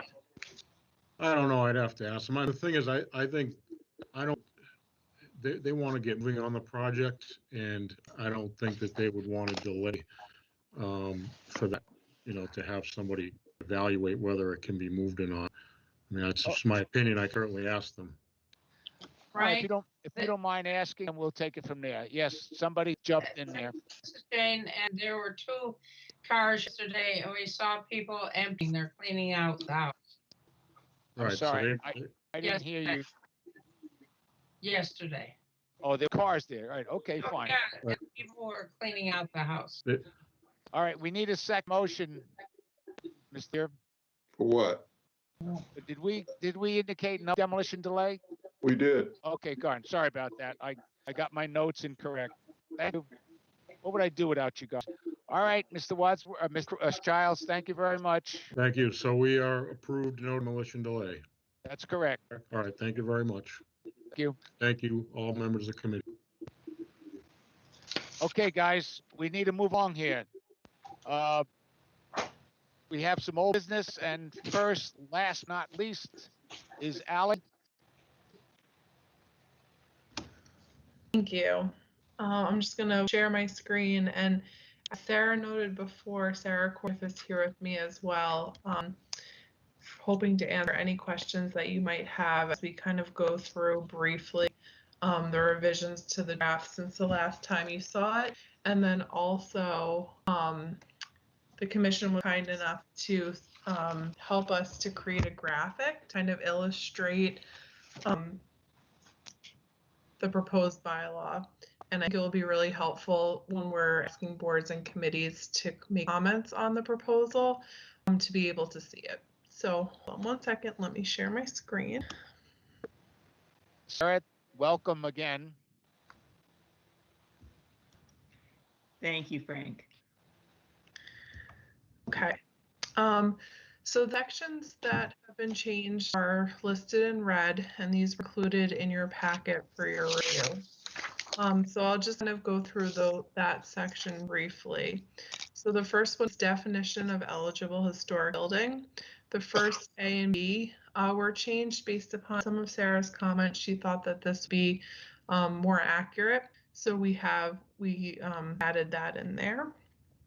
And then in the actual incentives for building preservation section, we did change the building coverage. I spoke with the building commissioner in length about this because the last time we had brought this to the commission, we had some comments back from the chair of the ZBA and the planning board that potentially building coverage the incentive could be calculated based on the square footage of a historic structure. But we felt that that was a little too subjective in the fact that the commission would have to make the determination about, how large the original historic structure was. And we thought that could be too clumsy kind of going forward. And so instead of doing that, we kind of made a range of scale based upon building coverage and lot size. So in this, we said building coverage, obviously they can waive the special permit granting authority, which we're proposing as the zoning board of appeals right now, can waive building coverage requirements to incentivize the reuse of historic structures. The building coverage incentive calculation shall be as follows. So the maximum by right building coverage allowed under our current zoning right now can be multiplied by a factor of no greater than 1.2. So basically that gives a little bit of incentive and it gets larger as the lot size goes up. So as an example, if you have a 20,000 square foot lot, right now the building coverage by right, you can have 2,800 square feet. And under this bylaw, if you multiply a factor of 1.25, you could have 3,500 square feet. So that gives you about an additional, 700 square feet of building coverage. And so we thought that that was fair based on the size of the lot. You obviously don't want to have an overwhelming, addition placed on. So we wanted to give, some incentive to say you could have a little bit more building coverage but not, saying outrageous. And so if you can see too, as an example, on the 60,000 square foot lot, the by right build coverage is 6,000 square feet. And if you multiply it by a factor of 1.25, you get 7,500 square feet. So basically that gives an additional 1,500 building coverage. So, as the lots get larger in size, the more, building coverage incentives you would have. So that is the building coverage. And then we just kind of changed around the special permit process, not, entirely, but we just wanted to make it more succinct as people go through the process. We wanted to ensure that they did come to the historical commission, first to get the determination of historical significance, and then specifically go to the ZBA. There was a question that did come up about this, and I would really like to hear what the historical commission thinks, in that if a property is eligible, you guys usually issue a determination, and that lasts for 2 years. And so someone had a determination that was, done 2 years ago, they could automatically go to the zoning board of appeals now. And so if this bylaw was enacted, and so we were just wondering if, you wanted to make sure that before you go get a special permit, you have to immediately back to the commission to make sure it is, you do get a determination of eligibility right before you go to the ZBA, instead of allowing kind of that 2-year window. So that's something we wanted to talk about. Oh, sorry, Frank. Okay. Do you have a Okay, question? go ahead. No, it's all right. I'll wait till you're done. Okay. And findings required. This section was just changed based upon some conversations with the chair of the ZBA. Really wanted to make sure that it was in sequence with what was already in our bylaw under the special permit section. So that's basically changed to mirror that language. Ally, I have a question about that piece. Sure. It's semantic, I guess, more than anything else, but that's fuzzy to say when it has been found. I mean, is it anybody else but the ZBA finds? No, for most special permits, it is the ZBA. All right, so it wouldn't, to me, it'd be a lot clearer. It'd be granted when the ZBA finds that use. Right. And same thing down in the next sentence or the next line.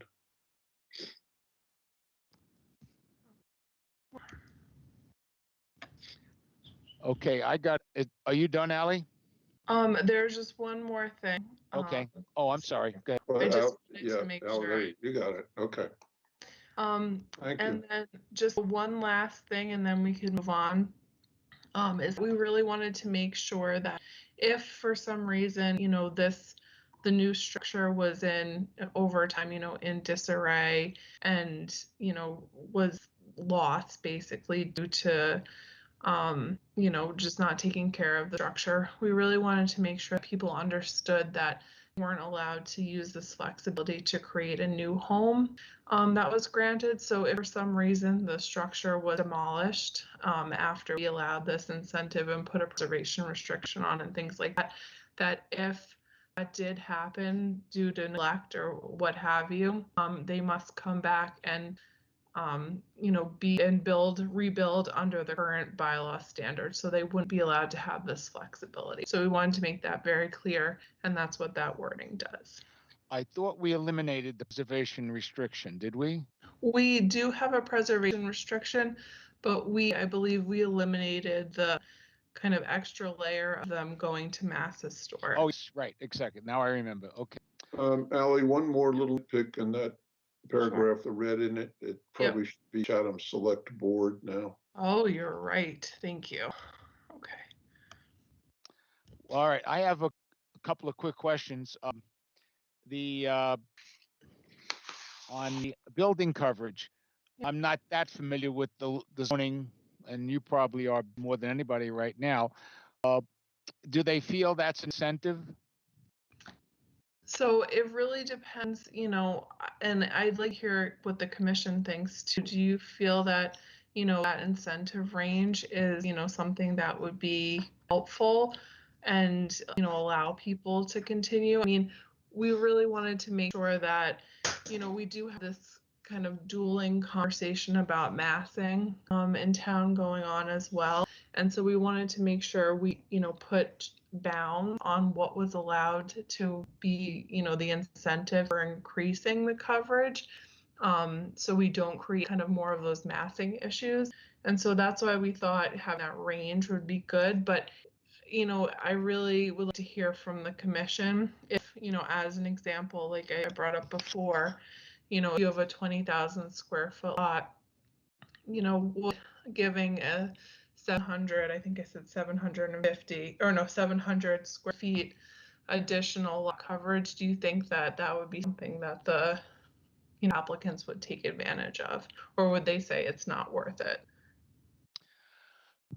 Well, guess I'm going to have to rely upon someone who's a little bit more, who's closer to construction and building. Maybe I could ask some of the people who come before us. Yeah, I mean, Frank, I can give you this draft and you could send it to them if you want to hear their feedback on it. Yeah, And I think that's a good idea. I do have an Excel spreadsheet that shows the incentive as the lot size goes up, so it's kind of easier to understand that way. We could send that to them as well. Yeah, well, why don't you just show us that? Okay, hold on one sec. I'm not sure that there would be enough incentive for me to do that. Staff speaking. Yeah. Well, also too, if the house is already, quote, too large for the lot, I'm thinking of our house on Hallett Lane, that might not do anything at all for it. I mean, house may only be at 1.22, just. Yeah. So Bob, that's a great example. If your house is already over the allowed building coverage, you would most likely, if you wanted to expand, take advantage of the special permit that's already allowed under our bylaw to, expand a nonconformity for a house. And so you probably wouldn't, go down this historic incentive, Okay. I would assume. Good answer. Okay. Well, why don't you explain those columns to not a zoning person? Sure. So area of buildable upland, that's basically how large your lot is. So if you have a 20,000 square foot lot, this is, as an example, 22,500, and we just kind of went up from there to 60,000. So this is the building coverage right now, this column that you have by right. So you have for a 20,000 square foot lot, you have 2,800 square feet building coverage that you can have. So that's how big your house is. And I pulled up the diagram too, because I think that will help you as well. But if you took our incentive that we're posing now, which is a factor of multiplying it by a factor of 1.25, this is how much building coverage you would be allowed in a 20,000 square foot lot. So you can see there is an increase. It is light, but there is an increase. And then if you go up, so you can do 40,000 square feet. So a 40,000 square foot lot, which is an acre lot, right now the building coverage allowed by right is 4,000 square feet. And if you multiply it by a factor of 1.25, you would get 5,000 square feet. So you'd be an additional 1,000 square feet building coverage. Yeah, well, it sounds reasonable. Yeah, so I think it's reasonable because it's a range. So you're not giving one blanket, number, which is what we had originally. And I think that because if you're not having one blanket number, it's not, a huge incentive for smaller lots, but we really, again, we're kind of fighting on all fronts, and we don't want to create more of a math issue than we have already. And so that this might be a more reasonable approach that, the planning board and maybe the ZBA feel more comfortable with, and the town as a whole. Sarah, can you comment if you don't mind? Sure. I think Ally has covered really everything. The one thing I think bears repeating is that the proposal deals with building coverage, so not overall square footage of the building. So each of those additional building coverages she cited could actually be doubled if it were a two-story building. So on a small lot, if it have 700 additional square feet of building coverage, you could potentially have a two-story addition that would total, 1,400 square feet. And then again, looking at larger lot, if you've got a 1 acre lot and you can have 1,000 square feet of additional building coverage, that could actually be a 2,000 square foot addition. So I do think that the scale of the addition is an amount that could provide an incentive and also could be a reasonable scale given the town's concerns about large massings and such. Whether it will be enough of an incentive to encourage people to save historic buildings, I think that's really big question, and we'd love to have input from builders and such who've dealt with property owners and might have more insight. Oh, that's great. This is your drawing, Sarah? This was done by someone on the commission staff, and it says draft on it for a reason. We want to make sure that this is something that's easy for people to understand, but I can just walk you through it briefly if you'd like. Yes, please. So this is meant to show the difference in scale of what people would be allowed to construct if they did not preserve the historic building on the lot, or if they did preserve the historic building on the lot. So if you look on the left-hand side, you can see by right would be allowed if you did not preserve a historic building on this lot, and it's essentially the 10% lot cover, which is in town's current regulations. And if you go directly below that, it shows if you had a historic building that had same building footprint and you preserved it, you would be allowed an additional 1.25% or let's say a total 0.25% building coverage, which is illustrated by the red addition shown there to the rear, and then sort of a similar example on the right-hand side page, just with a different shape building, but again, showing the potential to have an addition on the side there. And you can see it both in three-dimensional form, as Ally's cursor is showing, but also it shows you the building footprint just in 2D on the bottom. So the gray shows the existing building footprint, and then the red shows the additional percent of building coverage that would be allowed if you preserve the historic building. And when you compare the two, the above and below examples, you can see that if you preserve the historic building, you get additional lot coverage. Sarah, I'm going to show my ignorance, or I'm not necessarily understanding. On the top in blue is a building but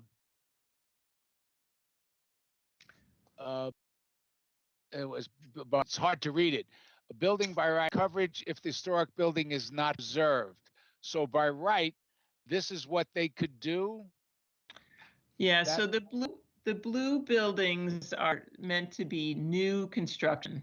Ah, okay. The white buildings are historic buildings, and red sections are additional building area that would be allowed if you preserve the historic building. Okay. And the idea is to show buildings with similar footprints. So you could have a new building in blue that has kind of an L-shaped footprint, and you could have a historic building in white that has kind of the same L-shaped footprint. But if you kept the historic building, you get additional development potential in that red area. Okay, that's to the left. Now to right, what am I looking at? It's the same thing, but just a different shape. Different configuration. Yeah. Gotcha. Okay. All right. It's clear to me now. But Uh, Sarah, too, doesn't that add the one on the lower right shows the side setback waiver, right? I'm thinking that that might not be allowed where your cursor is, except there's also the exception for being able to get closer to the lot line. No, You we know, we haven't, didn't, that we wasn't eliminated that. intentional, but it might, it might illustrate that too. Didn't we eliminate that issue of the lot line? No, we still have that in there, Frank. Okay. Because you can go down to 5 feet. Oh, 5 feet. Yep. Thank you. All right. Well, it's really very good. How about other members of the commission? Are you understanding it or not? I'd like to see what builders say. All right. I'm gonna do that. With the your consent. I'm gonna put something together with the draft of the as Ally is gonna send it to me of the current one dated. I'll put today's date on it, Ally, and then also with this drawing, and I'll reach out to between Michelle and I think we have a large number of people that we could send it to, builders and attorneys. I mean, this thing started two ways. It started with Mr. Litchfield, thinking about it and coming to us, and then that we should do something, and then to help preserve historic preservation by providing some incentives, and then of course Ms. Sarah Korjeff and the Cape Commission and their activity. So it's a confluence of people's concept and ideas, and I think over the idea that certainly we've been working on within the community development is to reach out to the community. And before we reach out to the public, I think as Stephanie said, I'd like to reach out to the to the builders community and the attorneys. Of course, trust me, I'm going to get a lot of flack input one way or the other, but my skin is thick, and we'll listen to them. That's why they pay us the big bucks.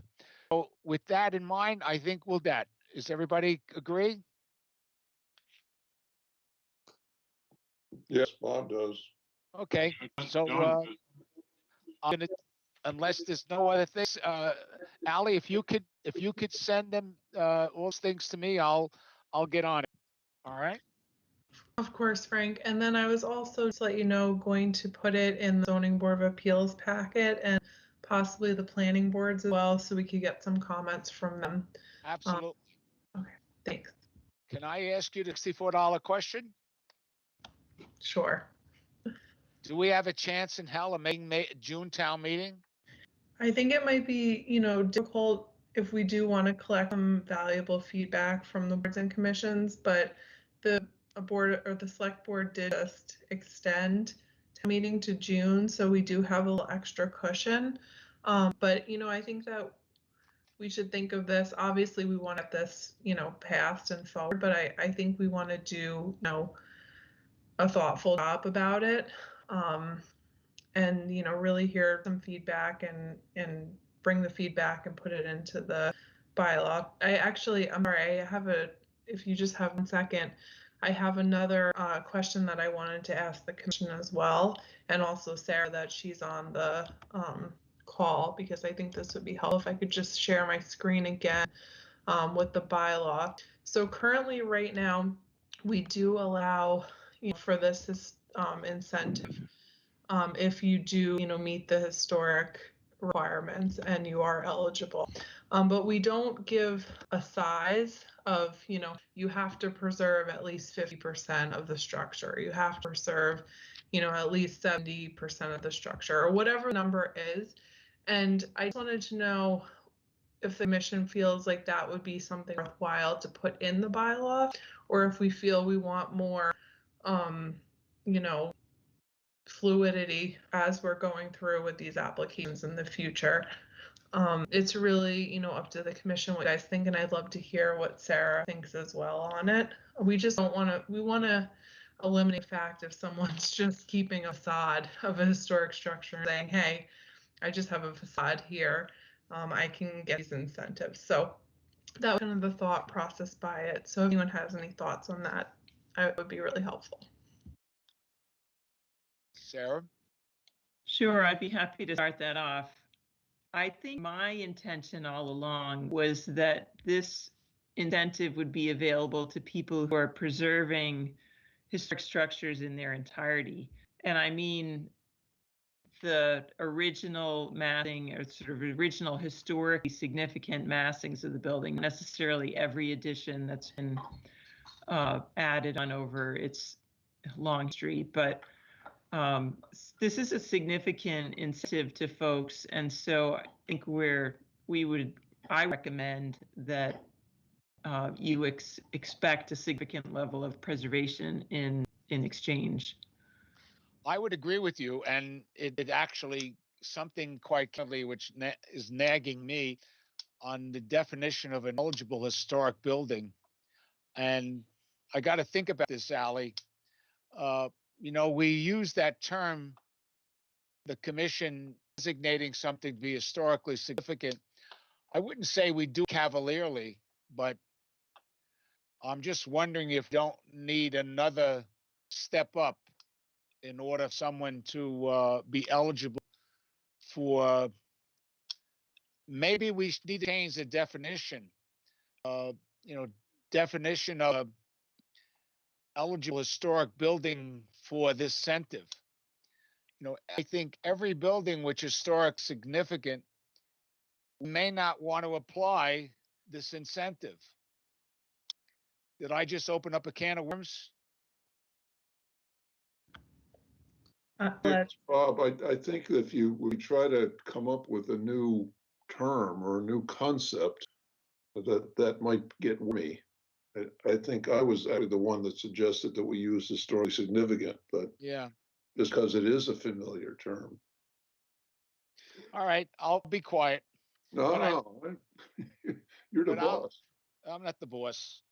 My turn's up, I think, soon. So, but I like your comments, preservation of the structure, and its integrity.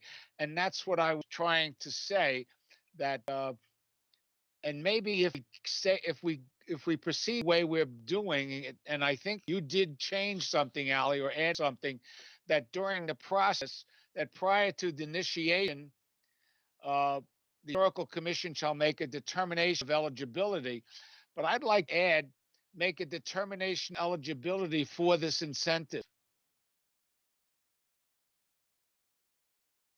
Think about that. Frank, I think that makes sense because we were worried that, it would be, yes, someone would get the determination of eligibility 2 years ago, and maybe you feel like this isn't something that, go forward. So I think that makes sense. And Sarah, I don't know what you think about that. I agree. I think that makes sense. It further clarifies it. Right. Okay. All right, Ally, you done? I believe so. Thank you. Thank you. Mark, are we running into the selectmen meeting here? We have until 5:30. Okay, we'll move along. Frank, all right, you're going to lose me shortly. I've got a foundation board meeting. All right, move quickly. Thank you very much, Ally. Sarah? She left. I don't blame her. No, I'm here. Do you need me? No, I don't need you other than to thank you very much. And I hope your ears are not ringing too much because we've been talking about you so much today. Thank you very much. But I believe what we did today is consistent with what you feel we should try and do. I'm looking for an attaboy here. Great. Well, thank you. I'm always appreciate the hard work of your mission here. So if any questions come up, I'm always happy to try to help out. Thank you very much. Okay.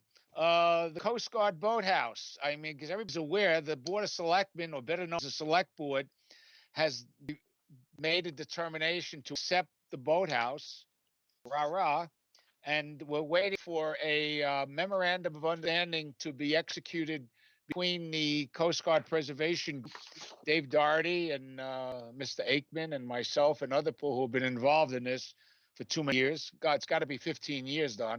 So I think we're moving forward something. The community preservation application was reviewed by the CPC, and it was kind of put on hold. We're meeting again, Stephanie, meeting again next week, what day is that? Monday, All right. Monday at 3 o'clock. Is the Coast Boathouse on the agenda? I haven't gotten an agenda yet. Could you please, as our representative, ensure that that is on the agenda? I know Michael has issues, but Yes, the only way these issues are going to get resolved is if, in fact, we can address them to the full commission. I will do that. Thank you very much. I hope you're enjoying the CPC. Preservation Awards, Sandy, thank you very much. She reported the last meeting where everything is copacetic for Frank, our May Frank, 16th award. Yes, I have a quick question. yes, ma'am. What are we going to send out more I mean, I know we are. When are we sending out more details about this Zoom award ceremony? We'll talk about it on the 26th, but there Okay. Michelle is, as usual, has everything under control. Correct, Michelle? Okay. Application process. Michelle, do you have anything to share with us? Or we're going to wait till next meeting. No, we can wait to discuss it, but I've ordered the plaques, I've got the posters almost done, so we're in good shape. Okay. The application process, we're going to talk about it the next meeting? Yes, I have a revised draft application that's been reviewed by a couple of staff members. I'm just waiting for Katie to have a final review, and I will share it. Very good. We had 3 administrative reviews, which unfortunately I was not part of. Mr. Aikman or Bob, can you comment on that? Sure. Michelle, do you have something you can bring up? Or Allie just stepped away and she was sharing. She'll be back momentarily. I'm back, Michelle. Oh, she's back. Okay, back. Allie, can you share what I've given you regarding the admin approvals? Yep, which one would you like to do first? Doesn't matter.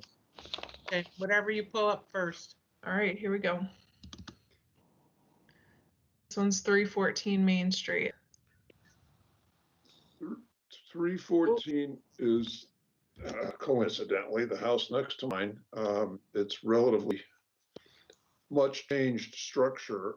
Part of the basement is rotting away, and he wants to get access to the basement. You can see on the upper right, that entrance there, which is actually under a deck, and go underneath the basement and replace the foundation in, I think, 10-foot pieces, shore it up, put in 10-foot foundation, move on all the way around. So you're not going to be able to tell that anything happened to the house after this process. So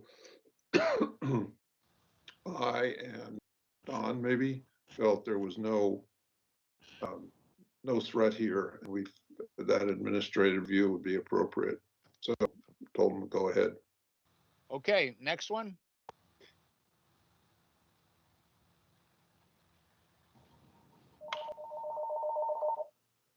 Okay, the next one is 670 Old Harbor. 670 is a dormer, the dormer is going to be expanded. And there was some question about what was going to happen to that gable, which was clarified. Don, that was your question, right? That's correct. Yeah. Yeah, and it seems like it's going to look fine. And it's also in the back of the house, so nobody can see it except North Beach. Assuming there's any North Beach there now. So again, we decided that that was ripe for administrative review and told them they could go ahead. Okay, next. It's 670 Old Harbor. Okay, so the next one is 158 Main. Yep, correct. 158, sorry. 158 Main is a relatively newish deck on the back of the house. There's actually a deck below it too. And wanted to remove it, I think, because it's, if you look at it, you can see why. Found out the whole thing was rotten and just gonna take it away and hopefully don't have to do any further work on the ceiling underneath it.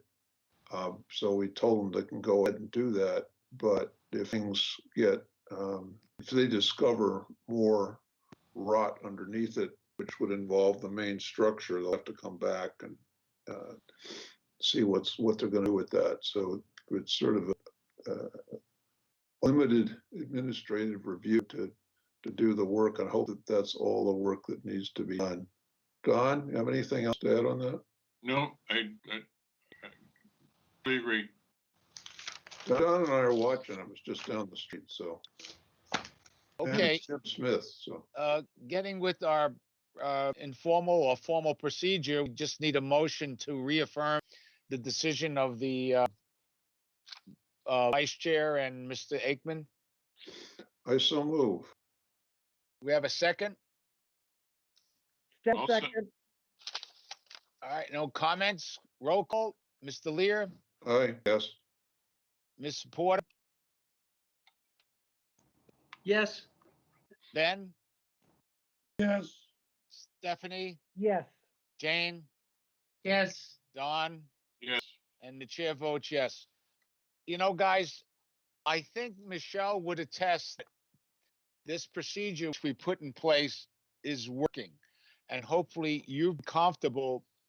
It does create a little bit more work for the chair, vice chair, and the clerk, and one other member of the commission. So I think we're going to continue doing it. And in some ways, like we have nothing to do with our lives, you know, we might want to take this to the next step.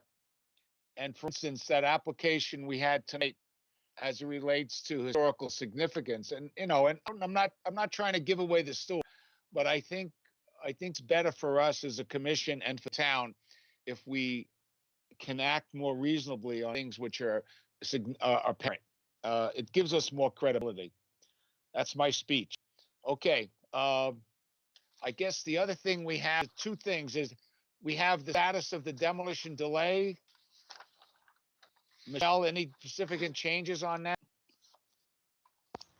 I don't think so, Frank. I generally go through and just let you know whether or not building permits are in process, and there's really not a lot of change from the last we reported. Okay. Frank, it's Bob. I've got to sign off from you. I've got to get ready for the next one. Thank you very much. Appreciate your assistance. Okay, 68 Shell Drive, to continue with the chairman's report. We have, they're waiting, the Conservation Commission is in the process of hiring a consultant to review the 68 Shell Drive applicant application relative to bringing in 6,000 square feet of fill to put a new driveway in. So that's where we are with Conscom. I think they're scheduled to meet on the 10th, but it'll probably rescheduled. And then ZBA, which was scheduled for the 11th, will probably also be continued. So the big issue at this particular point is the applicant trying to get permission to enhance the driveway so he could turn around on the property. No comment, but that's where we are with that. They haven't even gotten into the issue of the guest house at Point. Monomoy Theater, the applicant did receive approval from the HBDC to demolish those ancillary structures. Well, not ancillary, but you know, other than the main building. And they're waiting approval of the planning board for some kind of a subdivision. So that's all I have. I have one other thing, if I may.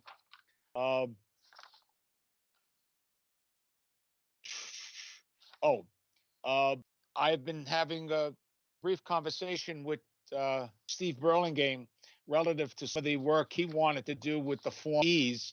And as I show on our agenda, if I can find it, now to put it aside. You know, we have about 4 or 5 items which we said we'd like to undertake after the COVID kind of is away. And one of the things I would like to do, with your concurrence, is proceed, you know, for the work of updating the archaeological survey report with PAL. You know, that we have completed, not we, but the town completed 2 significant archaeological digs, the Nickerson Family Association and the Atwood, but that has not really been documented formally within our survey report and submitted to Mass Historic. And the issue here is a so-called Form D. D is in David. I have a rough a budgetary quote from PAL to do that work. So with your concurrence, I'm going to nudge Donovan, our executive, what's her title? Director of Community Development, that we would like to proceed. It's probably more funding than she could give us, which means we'll probably have to go for a community preservation grant. But I think it's worthwhile for us to do that. And both of these things are tied in with something in the back of my mind, which is when we complete this updated survey, then we would have sufficient documentation to apply to Mass Historical Commission that the Nickerson family dig be listed as a National Register site. I think it's well worth it. And my conversation with Craig Cartier and other archaeologists, they think it is certainly worthwhile, you know, that it's such a significant site to the history of Chatham and the area. So if nobody objects, I'm going to send a memo out to the town, ask that they consider funding this project, which we were going to do, but then things kind of got put aside. And it's tied together not only with the Nixon family and the archaeological dig, but the work that Steve wants to do on the on Form Es. So do I have everybody in violent agreement here? Shane, I think it's a great idea. All right. Having said that, I'm done. Frank, this is Don. Let's go ahead. For clarification, I was under the impression that there was a new rule that on all of these Zoom meetings, we had to have our cameras on. Yes. Have you heard that from I think Channel not 18? only, not only are we supposed to have him on, Mark is here, or Dillis. I think we're supposed to use the backgrounds, the formal backgrounds. Michelle, is that correct? I believe that was put out there at one point, but I think we're waiting for further guidance from IT. Last I understood. But yes, I believe that everyone having their camera on is now appropriate and requested. And the background, last I knew, we were waiting for further guidance. Okay. Well, thanks for bringing it up, Don. You're welcome. It's nice to know who's talking when they're talking. Absolutely. I felt this way from the beginning, but I kept getting turned off by because we weren't getting enough bandwidth. I think it's turns out not necessarily to be bandwidth, but also with the way that, you know, well, anyway, it's working out fine. And trust me, you know, I'm trying to look at my papers, and then I'm trying to look at who's got their hand raised, and it's a lot easier when I see somebody doing this. Okay. Any member of the public wish to speak to any item on the agenda, or just to say something? We had a couple of guests here.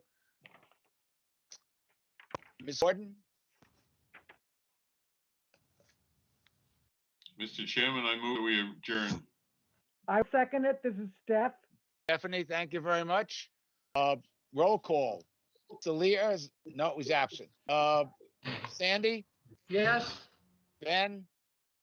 Yes. Steph? Yes. Jane? Yes. Don? Yes. Steve? Yes.